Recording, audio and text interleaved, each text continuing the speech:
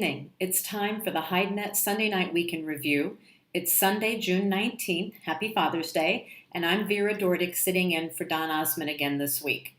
So let's see what the HideNet team has for you with news from around the world this week. David Holtz reports to us from South America, where in Brazil, we're still seeing the relaxed prices of last week, but no change in demand and no increase in sales. David makes another point that slaughter numbers were announced last week, and it's down by 5% over last year, under 7.3 million head of cattle for this year, for the first quarter, just under 7.3 million. So it was down. Oddly enough, in Uruguay, slaughter surged to the highest levels for 2016. In fact, it was 11.2% higher than the week before and 20% higher than the same week in 2015. So the situation there is very different. With regard to prices, in Brazil, TR1 is at around $1.20 to $1.25.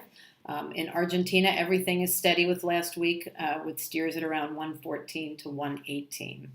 If we move on to Europe, if I can find Andrea's report from Europe, Andrea Guolo tells us that Irish ox and English ox are up a little bit because automotive still has demand, whereas European cows, overall, it's just a depressing state of affairs because it's weakness all the way around.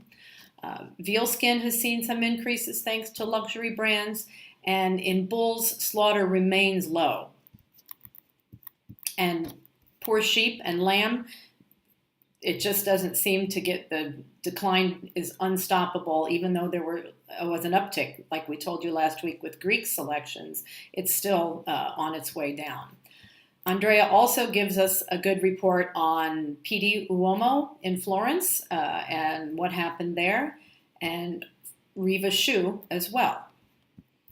Moving on to the United States, Craig Rolson this week tells us that heavy Texas steers regained a little bit of their strength, where last week they tapered off just a bit. This week they were back early in the week. The low was $72, followed by sales of $73 a few times during the week last week, and ended the week at $73.50.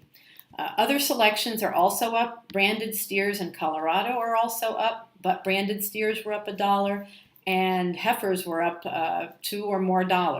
Other selections, such as plump cows, were still mixed, and Holsteins, no one was bidding, so those were quiet. So those are the highlights from this week.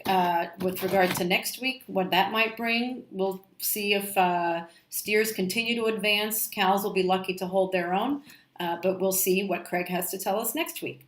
Until then, have a good night, and thank you for watching.